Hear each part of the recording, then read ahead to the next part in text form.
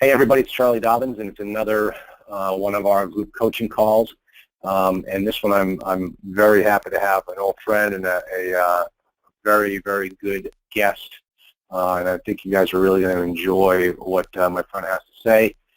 Topic of his conversation is happens to be don't just know your team, know your team. And one of the nice things about this that he's going to give this talk is the fact that the reason why I'm having him on this particular call is because I want him to be on your team. If you find yourself in the type of situation that we're going to be talking about today, this is the guy you want to have on your team. So let me do a little bit of housekeeping, as we always say. Oops, hold on a second. Let me go back and fix that. Bear with me here 1 second. I see why that happened. Here we go. Let's try that again. Okay. So as I said, let's do a little bit of housekeeping here. As always, full disclosure, have to say this. I'm a lawyer. I'm not your lawyer. Get a lawyer. As I mentioned on my last call, the kickoff call, or maybe it was the offer running call, I'll be back on the road in March, end of February, beginning of March. Looks like Nashville and Charlotte will be the first two cities that will be going out there and talking on the road. Third thing is the due diligence boot camp video is now all set. It's up on the website. If anybody wants to gain access to it, I'll send you a link to purchase access to the due diligence boot camp. I got great reviews on that one. It was fantastic. And then the next thing is, as usual, if you haven't figured it out by now, if you have any questions, and you're going to have a lot of questions, if you have any questions, please type them into the question box so that I can take a look at them and get them over to our special guest here today, who happens to be my old friend, Robert Lang. Let me just see if, let me quote you some things that he has on his website. And I'm going to lay out right now just so you understand who he is and what he does for you. If you don't know how to reposition apartments, don't leave your repositioning to chance. It is usually very costly, and many investors have lost their properties, money, good credit. Let me see. Good credit. If you need to know how to make money by repositioning apartments, please call Robert. He is your solution. Don't guess about repositioning or hire someone that does not have a solid track record. Robert has personally repositioned over $1 billion in apartments in 25 years, overseeing as many as 10 repositionings at one time. He has the answers you need. Don't wait to contact him okay, I love this, when you cannot sleep, when you're bleeding cash flow, or when you're going under. Partner with him, and he'll show you how to reposition apartments for profit. He is the apartment director, okay? And then finally, this last point, I know we're all, see if this sounds familiar, guys. How many times have you heard me talk this way? I know where all the hidden minefields are that you can step into, and I'll keep you away from them. Why? Because I've been doing it for over 25 years, and I've come in behind those hired experts to save investors failing apartment communities. I have experience as a consultant, executive level management, asset manager, owner, investor, which gives him unique insights that others just do not have. Make him a part of your team and eliminate the surprises. Folks, I have been involved in successful repositionings. I've been involved in absolute disasters when it comes to repositioning. If you're new at this business and you think that you find a property that there's a repositioning opportunity and you just stick the numbers into the cash flow analyzer and that's all you have to do, there is so much more that you need to know about repositioning opportunities, that a guy like Robert, you need to have him on your side in order to understand exactly what you need to do. Don't go this alone. And I really had to laugh a little bit at his concept in there about, losing sleepless nights. Oh, trust me, folks, I know what that's like. When you're in the middle of a repositioning and it's not going, you're in big, big trouble and you just can't sleep nights. Don't as I always say, I'm going to teach you how to do this the right way. Don't put yourself in that situation. Always have the right people on the team, which is exactly what, when Robert told me what he wanted to talk about. And here's the topic right here. I thought this is absolutely perfect. So without further ado, allow me to introduce you one of my oldest friends in this business, Mr. Robert Lang, the apartment director. Hello, Robert. Hello, Charlie, and it's wonderful to speak to you again. We were just chatting a couple of minutes before. We hadn't spoken in, I think it's close to 2 years. I know. I want to congratulate the folks that are in your program, because I think that's a smart step for folks getting into the business, and even, to be honest, with people that have been in the business. And that was the reason for the topic of my my subject today. Don't just know your team, know your team. And the reason that topic is today is because I had a personal experience with this, and because of that experience, I've now in the final stages of forming a complete development management team, bringing in some of the most successful people in our industry, some folks from REITs and Wall Street and different things like that, because anything that you leave to chance is something that you really cannot afford in this business. You want to eliminate those hidden minefields, and I believe the first thing before you even find a property is about having the right team, not just thinking you have the right team. People can look good on paper. People can have a great resume, but if you don't know how they actually perform, how they ride the horse, you're putting yourself up for a lot of risks that you don't need. So, with partnering with someone like Charlie, and of course someone like myself, is going to eliminate a lot of those hidden risks that can pop up on a property. And, there are going to be, even being an expert like I am and have done over $1 billion, there are still going to be minefields. You're not going to eliminate all of them. And then it comes down to, once you already have acquired the asset, do you know how to deal with that minefield to where it doesn't destroy your property, your investment, and you lose it and you start bleeding cash? Charlie, can I share a little bit about one particular please do. asset? Yeah. As a matter of fact, I think that is going to be the best thing we can do here on this call. Tell us your success stories. Tell us your disasters. My students want to hear it all. Well, it's a disaster and a success story all wrapped up in one. And I have to use general terms right now. I can't give I can share the whole story, but I can't give exact terms on the property and stuff because we're still in the process of finishing it up. Hey, hold on. Let me stop. Hey, Robert, let me just stop you right here. We do have one question here from a newbie, and it's a good question. Why don't you just start here before you tell that story? His question is, hey, what is the definition of repositioning? Like, he's new here. Can you explain what repositioning means? Which I guess I just take it, at face value that we all understand what a repositioning opportunity really means. But why don't you give us the definition? Well, a term that a lot of folks will use is a value add play on an apartment. A repositioning, to me, is you have an asset that is not performing in its maximum cash flow. So what you do is you go into that property and you look at the property, you look at the competition, you look at the market, and you figure out a cost-effective plan to reposition that property into, say, maybe you have a 1980 asset, and you can reposition it by doing a value add, doing some interior upgrades, looking at the competition and seeing what they have and what you can add to your property and give you that unfair advantage.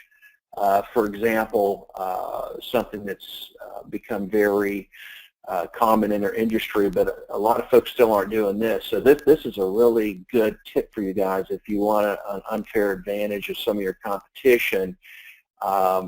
you can, of course, do bulk cable, but cable subscriptions are going down. What's really hot is the internet, and you can Wi-Fi your property now with the high-speed internet, buying it for bulk for, basically, 15-20% of what retail is.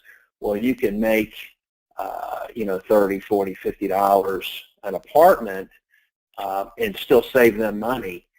And that gives you an unfair advantage. I still go into markets, and I'm flabbergasted that hardly anybody's doing that. And that is such a simple thing to put in place.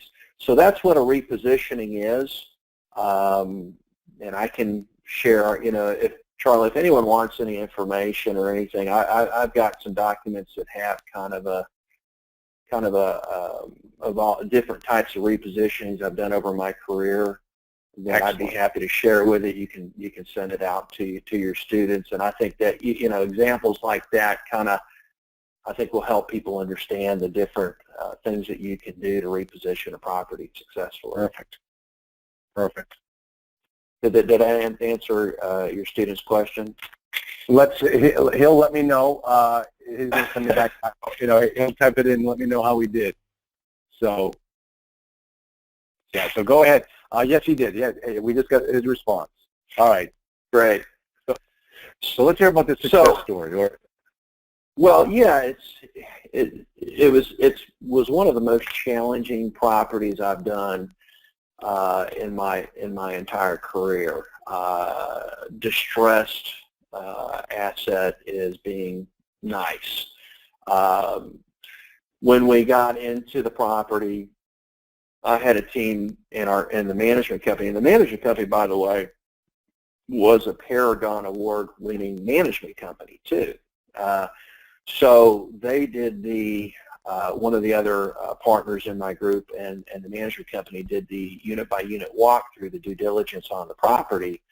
After we closed, we found that it was the Grand Canyon from the report to actually what was on the property. Okay, so let me stop you right there and ask you why. Why did you miss it so badly, or why did somebody miss it so badly? Well, again, if I had to go back and do this again, I personally would have walked the units myself. Okay. And again, that all has to do with don't just know your team, know your team. So going forward, that is of course never going to happen again in my project. The thing that turned it into such a challenge is, and I'll go over the different things that we found after I got out to the property. It was not only a gang-infested property. I don't know if anyone's familiar with the MS-13 gang, but it was actually a recruitment center. Oh my gosh. Yeah, and I didn't even know that. The funny thing is, I didn't even know who MS-13 gang was. I have other stories I can tell you, but I want to keep it short and concise. Then we had, from what the pest control company told me, one of the worst bed bug infestations they had ever seen, included with their buddies, the roaches. And to give you an idea of the rat infestation, on a second floor, we found 12. We captured 12 rats in one apartment. Yes, yes. So you know all these things. I got to tell you, it's funny that you talk about the gang activity, because I just completed the due diligence seminar, and in the fourth video, I tell people when you're doing the physical inspection, the physical walkthrough, if you see any sign of gang activity, forget the deal. Just leave. You cannot overcome the gangs, and you don't even want to bother trying. So it's very interesting that you said that. Yeah. So.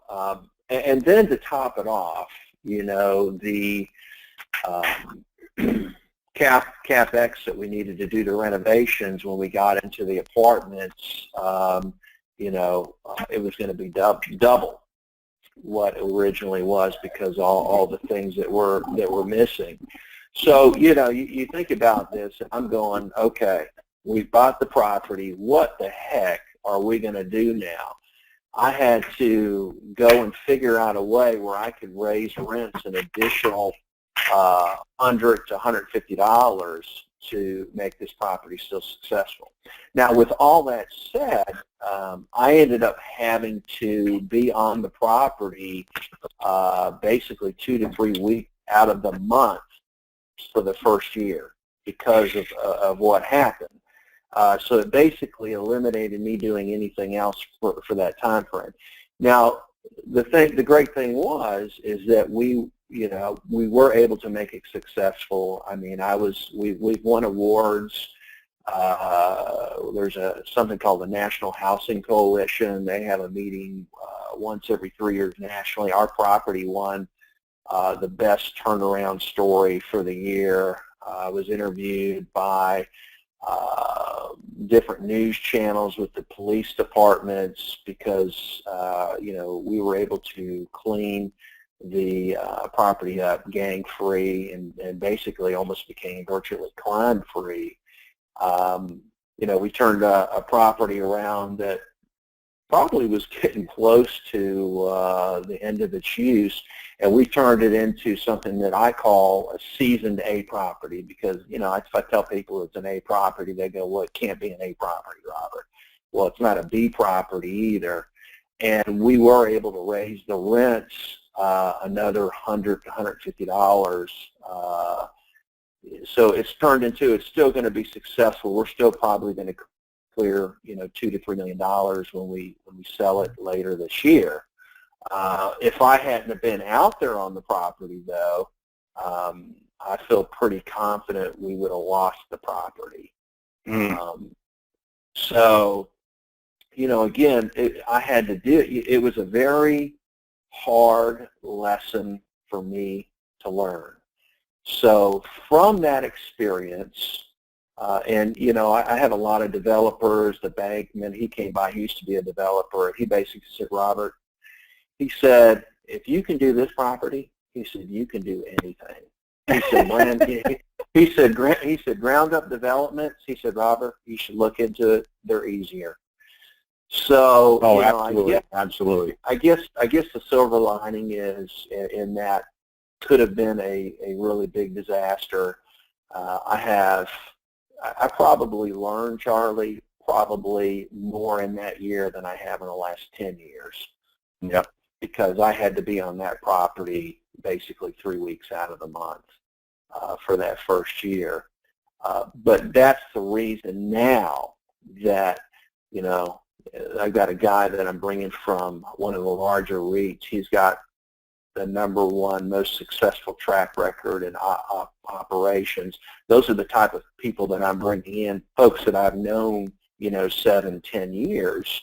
So when I get into these properties, I don't have all that exposure, all that risk, those hidden minefields when you put a team together. So that's the thing that I think is so wonderful with what you do, Charlie. You have the resources, you have the proven folks within your group that you can make sure your students don't have to go through something like I did.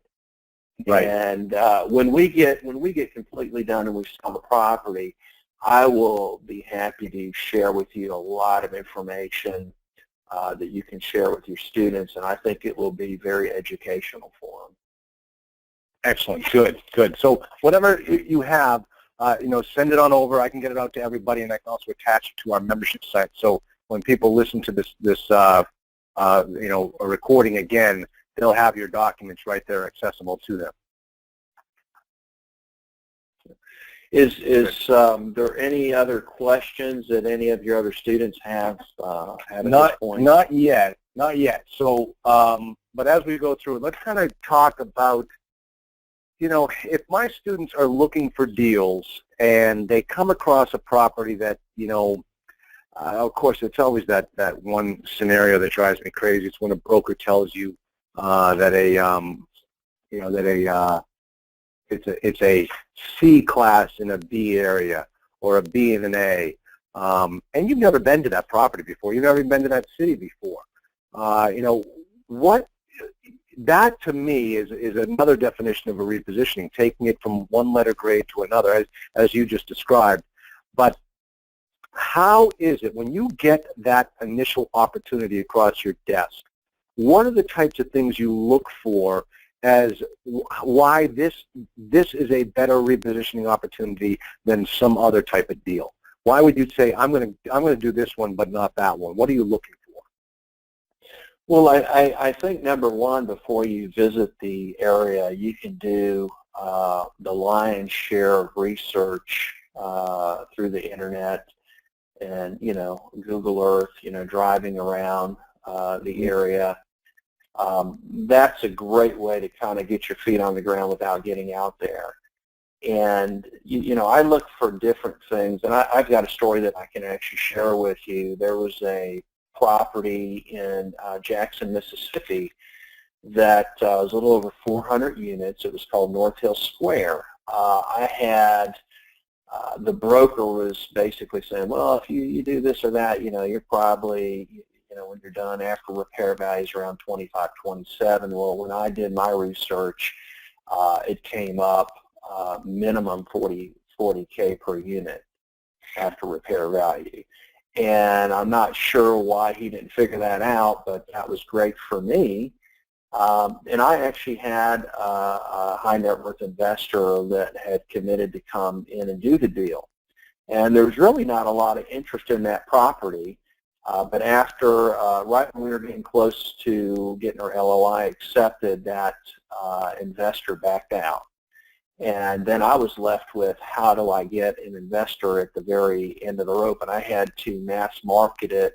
And all of a sudden, this property became a very, I think, one of the more interested properties on the market at that time. And the reason I share this with you is I'll send you a website where what they did with it, and it was even more substantial than what I was talking about. They reinvested, I think, $7 million into the property and just turned it into, really it's an A property and just a grand slam. So, but the reason I looked at it and said, okay, this is a good property, it was on the wrong side of the highway, like we hear the wrong side of the railroad tracks, but it was close enough to where when you went under the highway, the interesting thing was on the opposite end of, on the other side of the highway, there was a very high-end kind of mall, ritzy mall. And I knew the trends in that area, coming up the highway, was pushing that market back up to a B plus and an A area. And that's the reason that I went into it and knew there was an opportunity. Now, after you figure out what's going on in the area, then Charlie, you got to look at the asset, which is pretty, to us is probably simple, but I'll go over the different things. You look at the there's things you want to look out for. I personally, flat roofs, I try and stay away from those. The boiler chiller systems, no thank you. Aluminum wiring, no thank you. And another thing you want to look at, the wiring and different things beforehand for electrical. You want to look at the plumbing, how everything's laid out, because it can affect what you're doing. For example, if you want to upgrade the HVAC system and the wiring that's in there is not where it needs to be, you're going to have an additional cost of rewiring that whole apartment, putting in a new, and that can get costly. Same thing if you're looking at doing, we can do a rubs on this property for water. We'll say, well, believe it or not, there are some properties that were plumbed ridiculous, like there's a hot and cold water line coming in the shared wall between two apartments, and then they tee off right at the fixtures. Well, you tell me how you're going to how you're going to put one monitor on that 1 meter. No, you'd have to mini meter by each one of them, depending on how the rules and laws are in different states. And people just don't think about that. But because I've seen so many of them, And it seems real simple, but you know what? These little things can be the difference between you being successful and between you just losing your shirt on a property. And if you're a new investor, you're not going to even think about that. You're going to think you're going to hear about, like, oh, all we have to do is sub-meter everything. But you don't even know what that technically means, or if your units or your property can even be set up for that. Correct. And another thing, for example, I'll go back to this property I was just sharing with you about. One of the things I was trying to figure out on how to increase the value of the property and the cash flow. That property had heat included, okay, because it was gas that came in, and it was not individually metered.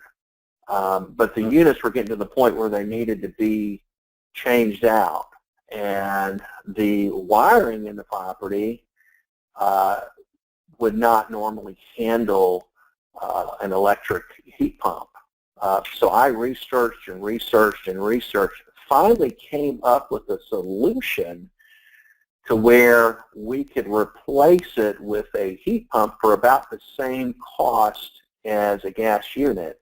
Well, as soon as you start doing that, and we didn't have to rewire the whole thing either. I mean, I was involved, had the city inspectors and everybody, but we came up with a plan. So when those 200 plus units are completely switched over, I basically eliminated 80% of that gas bill, which is going to drastically increase our NOI by not spending any more than I would have putting in a gas heater. Mm-hmm. And again, Charlie, you know, as far as getting folks to know this, the best training that you have is shadow training. And that's basically kind of what you do. I mean, you're walking alongside your students, so when these things happen, I imagine you guys can come together and you can figure out a way to either, yes, we can fix it this way, we can make this successful, or no, we need to steer clear away from this asset.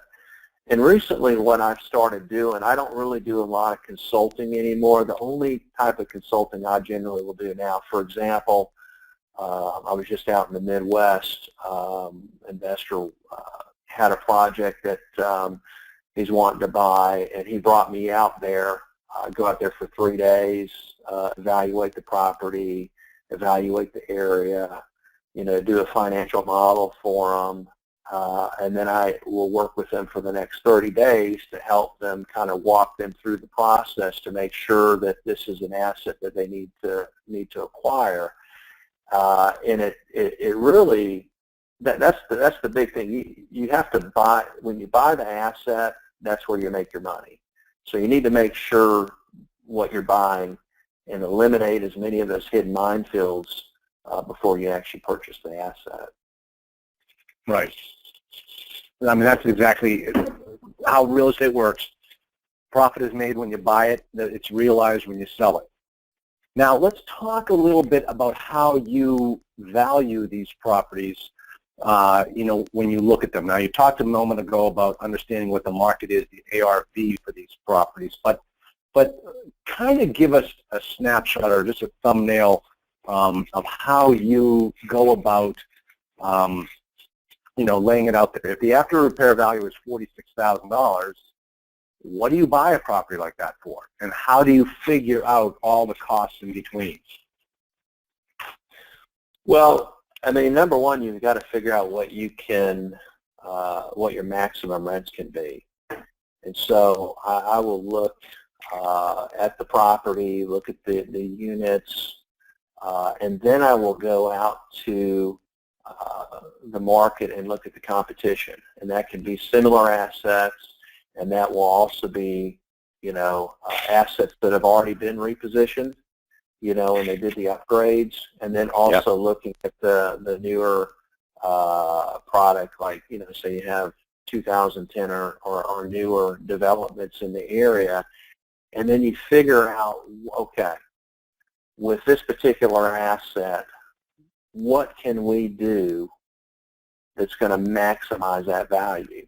You know, a lot of these older assets, they're just, you know, the best reposition I like after dealing with what I just did is I like the ones that are structurally sound, that don't have, all you need to do is go in and do an upgrade as far as the kitchen, the bathrooms, the flooring, the light fixtures, and then spruce up the exterior, the buildings, and the landscaping. And you know, and then a lot of times you can come in, you know, $50 to $100 less than that brand new construction that's in the area, and you know, you're raising your rents $100 or $200 on those units. Okay, so you start from the income side. You figure out what the maximum, you know, gross potential rent that can be generated on that type of asset. And then you probably have to, you know, you're backing, my assumption is that you're backing into the NOI.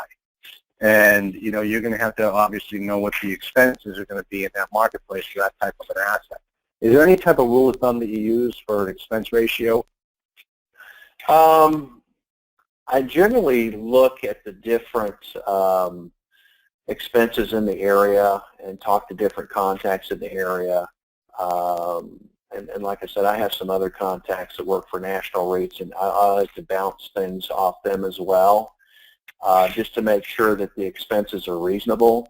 I generally like to go a little bit higher than normal. Sure. I'm very conservative both ways on the rents, the max rents, and also expenses. So you're better off being conservative, not trying to be so tight on the expenses. But it really depends, Charlie, it really depends on the property, whether you have utilities that are included, and right, what age the property is. If you do venture out and get one that has a flat roof, there's just different things that are going to affect those expenses. I don't really have a general rule of thumb. Same thing with each property. Everyone asks me, okay, well, what are you going to do? You know, I used to have owners, okay, we've got this problem, I got this property, what are you going to do? And I just tell them, I said, I don't know. And they'd kind of look at me funny, what do you mean you don't know? I thought you were an expert. I said, that's why I'm not going to tell you what I'm going to do. I have to go through the full analysis of the property and where it's at. I mean, and that analysis can get very, very detailed, from the point of, you know, actually going to a property and having my staff do a cross-section phone interview with the residents to find out what's going on that property. So there's no cookie-cutter thing for each property. I mean, it's unique to that property. It's unique to that sub-market. And why there's some general things that you need to look at. It's kind of like if you're an expert carpenter, you know, I can give you all the best tools, and you're going to know how to use them. Well, I can give somebody that doesn't have experience as a carpenter, and of course, we all know they're not going to be able to use those tools. So I think if you know, your students are just starting out, you know, it's advisable to have somebody on their team like you. I don't know if you have anybody that goes out to these assets that they're looking at purchasing. If you don't, I'd recommend them hiring somebody that has my experience, that knows what to look for. Okay, let me ask you this. Just I got to watch the time here. When you go to, you know, reposition or you know, rehab a unit, what types of things do you do? What are the easiest things to get done? What type of a budget do you budget for when you're repositioning? Let's say, you know, your standard 2-bedroom, 2-bath, or 2 bedrooms, 1.5 bath type of unit. What do you do? Well, Generally, if you're buying an asset, an older asset that's distressed, you're looking for a value-add place. So there's going to just be some simple things that you're going to want to do on the interior units. If you're looking at the cabinets, first thing we'll look at the cabinets are they in good shape? You know, are the boxes, are they solid wood? Is it something that you can refinish? Or refinish the doors if they're all wood, or refinish the boxes and just put new doors on them or new hardware. And then also look at the cost comparison as far as putting new cabinets in. Then, of course, you're going to want to look at the faucets, the appliances, the flooring, countertops. Generally, you know, we'll do something in the kitchen, in the bathrooms, usually new light fixtures, the new faucets, new flooring. The vinyl flooring, a lot of it's outdated. You know, we like to go in with the faux wood vinyl flooring. And then, you know, a little bit better carpet grade than you see in apartment grade carpet. So just some simple things. For example, they may have outdated doors. We'll go with the 6-panel doors. We like to go with brushed nickel. But again, you know, as far as giving an actual budget, I mean, if the apartment community is in good shape, depending on what you're going to do, you know, somewhere between $2,500 to $10,000, depending on how extensive of a renovation it's going to be. If you're replacing HVAC. You know, if you have any examples of properties that maybe some of your students are wanting to take a shot at, maybe what I could do for you after this is just give you my input and Sure. and send you something over in general of what I think it would cost. You know, with the different costs that we've you know, what we've paid out on different properties we've renovated. Okay, absolutely. So, all right, let's say you get the units renovated. How do you work it? Let's say, you know, there are 10 buildings.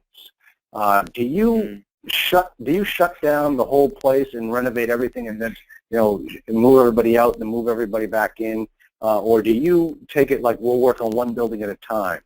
What's your preferred way of repositioning the property?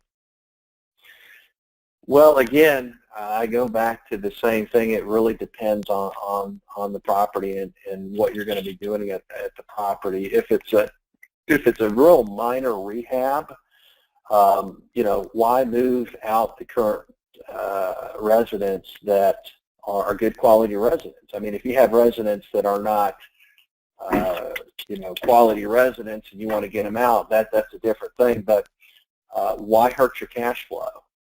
So I would go into, say you have a building of 12, and you know you have half of them that have good quality residents in. I mean, I think what you would be doing is you're starting to renovate these units. You know, you've done your lease audit, so you know which residents you really want to target to keep. I would be encouraging those residents, hey, Charlie, we love that you're living here. We appreciate it. We're, of course, doing all these upgrades in the unit to give you a better community, better atmosphere.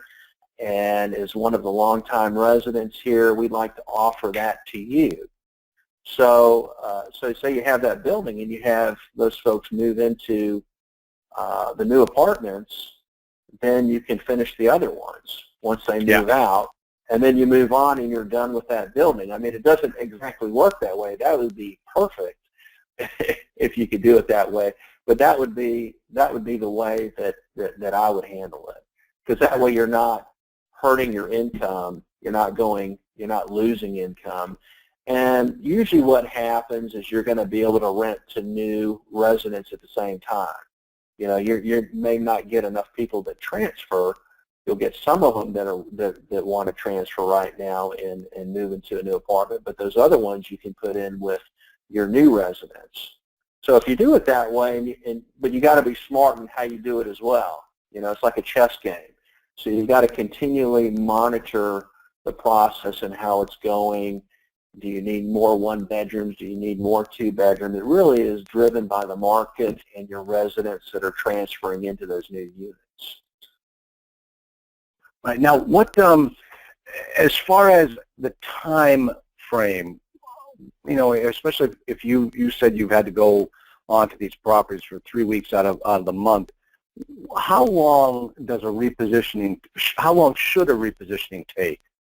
I mean, let's just say on your standard, and I guess it isn't really even standard. It's like, regardless of how big the apartment is, you just have to hire more bodies. But how quickly can you get in and get out of a deal when you take it on?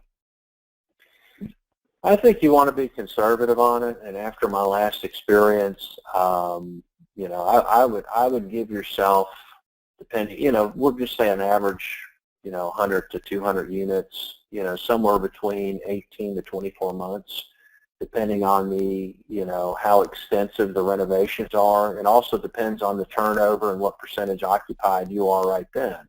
All those factors are going to affect your timeline. And the other part is, of course, everything has to work together, meaning you can have an incredible construction crew and they're blowing out 10 units a week, but your leasing and marketing team is not keeping up with them. So again, you need to have somebody that's on your team that's monitoring that process and knows how to do a tune-up, in real time.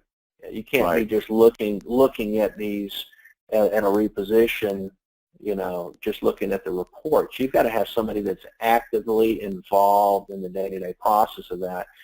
And while there's excellent management companies out there, and this is not to talk down about management companies, they're incredible management companies. But what I want to make the clear distinction is there's a difference between a management company and a repositioning company. They're two different things. Generally, I would say management companies are great for managing your asset, the day-to-day activities.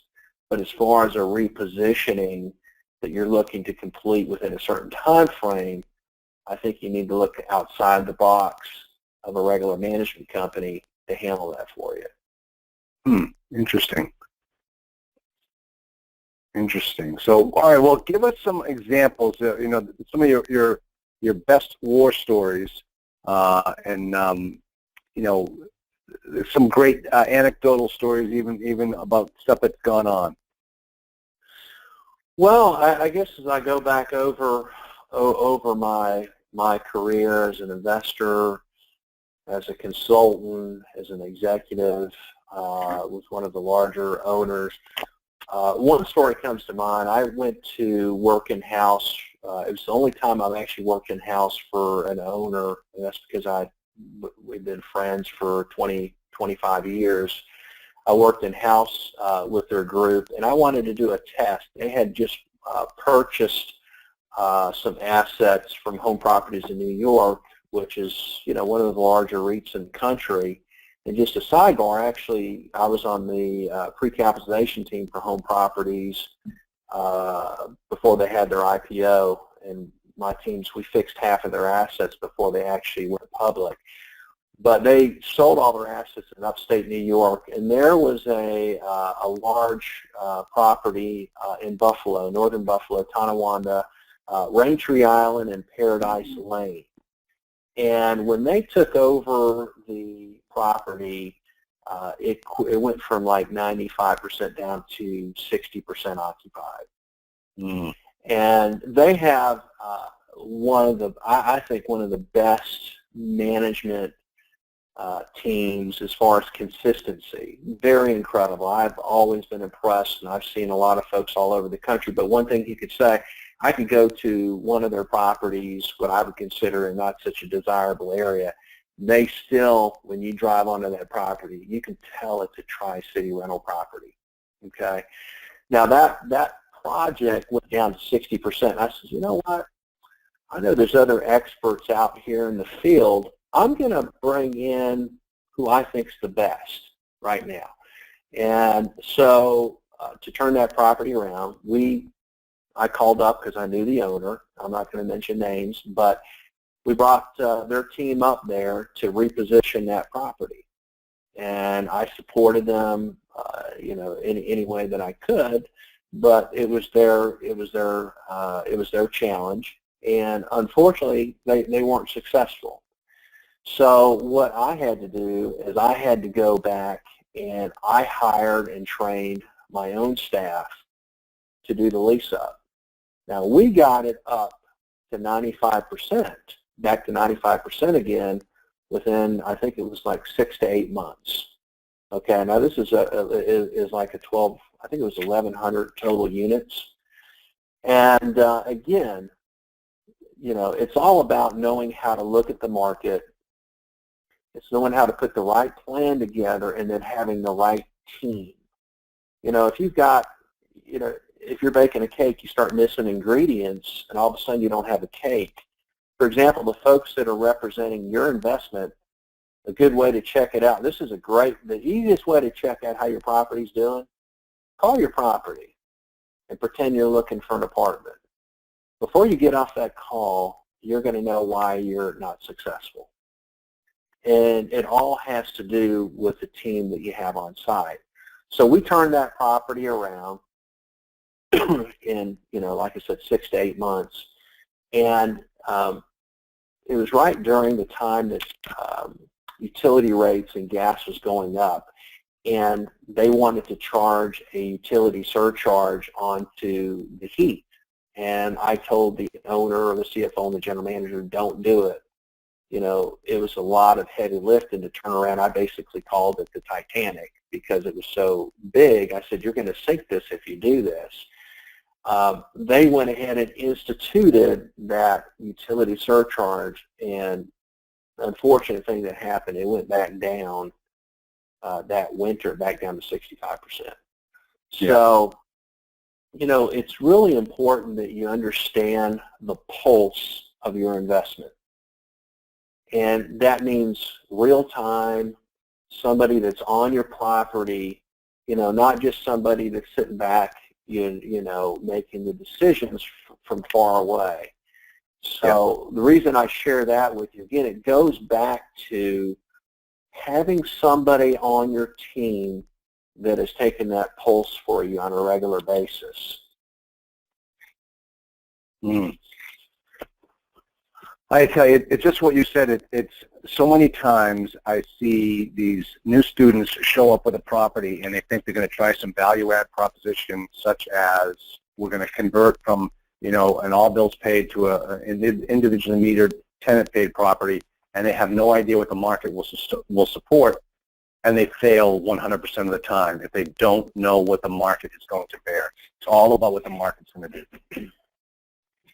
One thing that I was just thinking of, Charlie, for your students, I'd be happy to do this for a handful of them if it would be helpful. If you have any of your students that are evaluating properties right now that they're looking to purchase, I'd like to make that offer to you. If you'd like me to take, kind of a quick executive summary look at it and give you a few bullet points, I'd be happy to do that for you. That'd be great. Now tell me, let's talk a little bit more about that. Instead of just let's say if one of my students really wanted to engage you and they found that right deal, and they thought, geez, this is more than I can handle. I know that this is going to be a full and complete repositioning. I got a day job. I can't be, on the site all the time.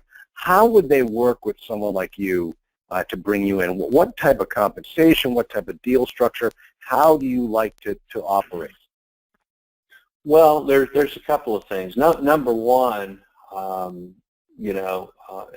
have investors hire me for a flat fee to come out and analyze their potential investment, and I'll be out there for 3 days physically in the area, shopping the competition, analyzing the property, the market. And of course, I'll be doing research, a week or two before I come out there. And then we have, after that visit, we have 30 days where we'll continue to communicate, and I'll help them, craft what I think they should offer on, to make an offer on that property. Yep. Going forward with that, if they wanted to partner, with our group, that's some of the things that are starting to happen now, especially since we're, getting ready to open up our own management and development company. We're actually putting an LOI in a 300-plus unit out in the Midwest right now, and then one in Texas that's about 250. So, we're going to be able to offer quite a bit for investors because, again, a management company that doesn't have skin in the game doesn't have skin in the game. And I don't think I need to say anything else than that. I think you understand that. Your students understand that. And the other thing I want to point out, if you do go with a management company, and I was just talking to another one of my potential partners about this. I said to be careful. I said if they're fee management plus their owners and operators, at the bare minimum, you need to make sure that they don't have an asset in your area if you're going to have management, because it's going to be conflict of interest. If you go with a management company, the smart management companies that really want to help the investors or owners, they tend to be generally just fee management. And I've had them tell me that. That's the only reason we're not doing investments right now, is because our goal is to help the investor. So, that's something to think about when you're going forward. But with partnering with us, we would partner with you. It could be, we could be co-sponsors, help with the debt and different things like that, as well as, we would be personally managing the asset ourselves. Now, I will say that we look for, our target, I would say the ideal target is 200 plus units. But if there's something that's a little bit lower than 200, maybe 150, that would be something that we look at. We could, and again, how do we do it? It really depends on the deal. It really depends on what everybody's bringing to the table. But it's got to be a win-win for everybody. So. All right. So there's a couple questions here. If anybody has any questions, we're coming up on the end of our hour. Let me just run through some of these. Have you ever been involved in any ground-up construction? And do you have any insight regarding that and how that can be shared? That's a great question. I have been involved in pre-planning or ground up, but I've never been point person on a ground up development. I've got a couple of ground up development deals I'm looking at right now. One of them is a piece of property that my family owns, and then another owner that really doesn't want to develop it but would like to do something with it. So I'm looking to partner with, construction development company that I would oversee. So, I really can't make a lot of comments on that because I'm not an expert in that field. I'm going to be doing exactly what I'm telling you to do, is to make sure you get the right development, right general contractor to handle that for you. And there's a lot of great ones out there. You can just go on the different, like Multifamily Executive. They've got, I think, the top 25 builders, developers, et cetera. And a lot of those guys will, if you have a piece of land that you've got tied up that's in it's all about the location. If you've got a piece of land that's in an excellent location, they will come because that's what they're looking for. So if you have one of your students has a great location, a piece of property that they have, I'd be happy to talk with them about it because I'm in the process now working that on two different pieces of property. All right. Another question here is, if somebody, can you be a little bit more specific on exactly the types of deals, repositioning opportunities you're looking for? You mentioned 200 units. Is there any type of geographical area that you prefer? What is too little for you? What is too big? Like what exactly is your perfect fit? Well, again, the 200 plus unit, and I'm a little bit more open. For example, one of the properties that we're purchasing was built in 2014. And there's a real simple value add play that was left on the table that we're going to do. The other property that we're doing in Texas is a 1980s construction, 200 plus units. We're going to do, I wouldn't say a heavy, but a medium renovation. I'll probably spend $5 to $7 grand per unit on it. Location-wise, I like the Midwest. I like the Southeast. But I will tell you that if you have a solid deal in an area, I will 100% take a look at it because now with the team that I have, especially the gentleman that I'm bringing on from the REIT, you know, he's got 50 proven on-site property managers that are willing to go where we get the deal. So if you have a great deal in a great location, you know, it's worth us having a call, and I'd be happy to take a look at it. And if it's something that we're interested in, you know, it'd be worth us coming out and evaluating the deal and see if that's something we could do together. Or, again, I'm more than happy to come out there and you just hire me to evaluate the deal for you as well. All right, cool. Now, a final question here. Somebody picked up on something you just said. Is what type of value add was missed in a 2014 built property? That's a great question. So your student gets an A+ today. I won't. You know, I won't it's really tell him interesting. It's really interesting. You know, I wasn't even really looking at that, and I had another investor, potential partner, that sent me the information. Then I started drilling down on it, and I was like, oh my goodness, this guy has built this property in an A location. You know, the bones of it is an A property, but he just did it as a B property. So it's just some really simple upgrades to the interior units, some, you know, sprucing up to the exterior landscaping, and adding a couple of hidden ancillary income streams to it, and all of a sudden you have a simple value add play. It's I mean, low risk. In other words, when he built the property, he kind of cut corners when he probably shouldn't have. Yeah. Interesting. Yeah, absolutely. So, hey, it's great for us. He still, you know, I'm sure he still, you know, did very well on the property. Yeah. But what he did, you know, he made it so it'd be a, you know, a good buy for someone like our group.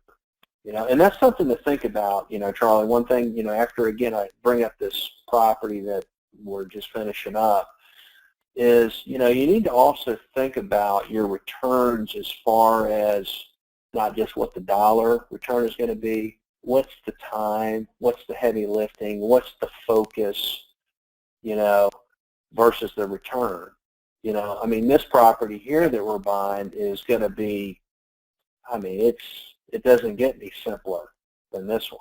I mean, I think you'd have to try and screw this one up.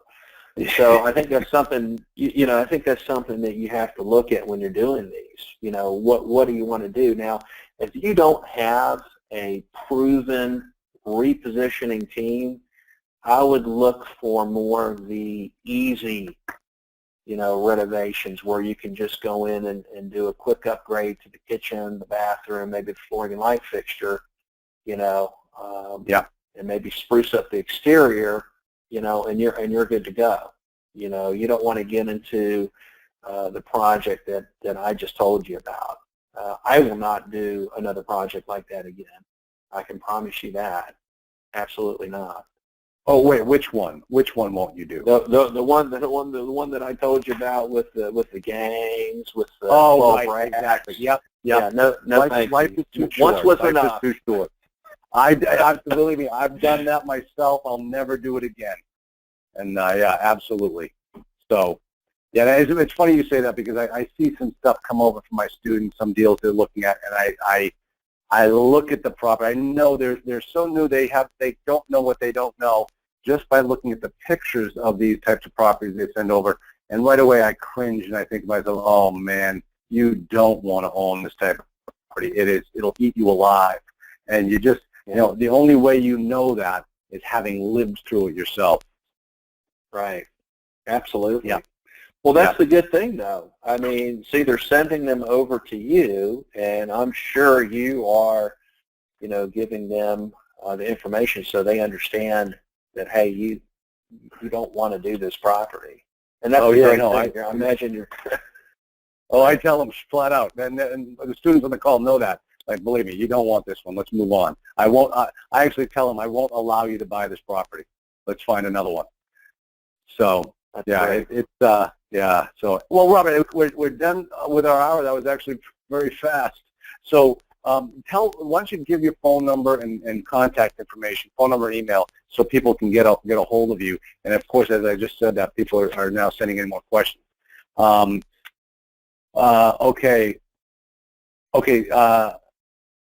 Okay, so let me just run through these two questions. First off, what was the information about the meters and the sub-meter related to the wall? At the very beginning, you talked about the water coming in and having the T split off. Can you kind of explain to people here how that impacts your decision on whether it's a repositioning or not, or a successful repositioning or not? Well, again, it's all part of the puzzle. For example, if you want to do a build back or rubs on the water, you need to look and see how the building is plumbed. If it's one hot, one cold, feed into that apartment, and then the rest of the apartment is plumbed out, that's a really easy thing. You can just put a meter on the hot and the cold. Some states do hot water allocation, where you just have to put it on the hot water. But that's a simple rubs program. If it has, like what I explained, where you have a hot and cold water line coming in to the apartment, and it tees off. Imagine, it tees off right there at the sink on one side in the kitchen, and the sink on the other side in the adjacent apartment. That's one line for cold going into two apartments. So, and the same thing with the hot water, it's teeing off right there. I don't know why they ever plumbed it that way, because that's just crazy. But what you would have to do, depending on the rules in that particular state, some states you would have to put a mini meter on a hot and a cold, hot and a cold. So you've got 4 meters just on the kitchen sink. And then you go down to the dishwasher. Then you go into the bathroom. It's just a nightmare of even trying to do it. And the cost astronomically goes up.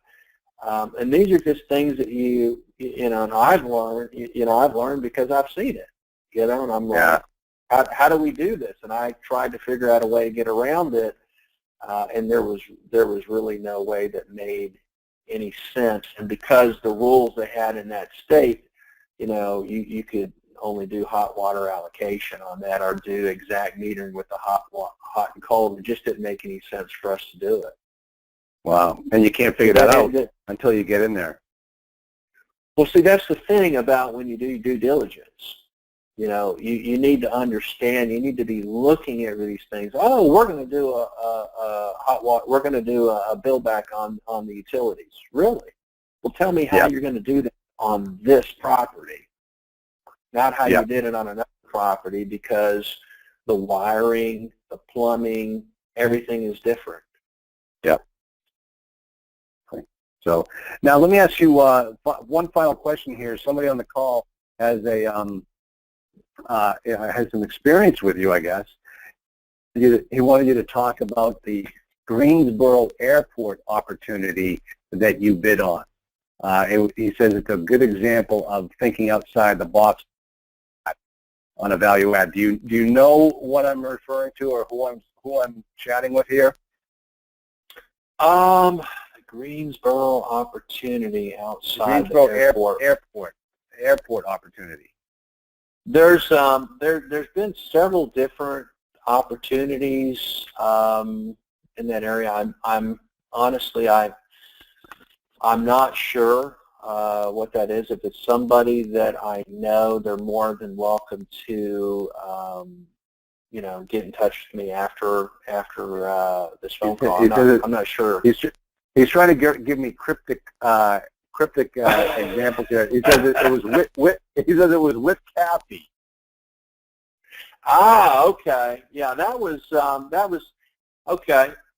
Yeah, that was a smaller property, but it had a strong value add. I don't even remember how many it was, but we already had a property in the area, so it was kind of like an add-on.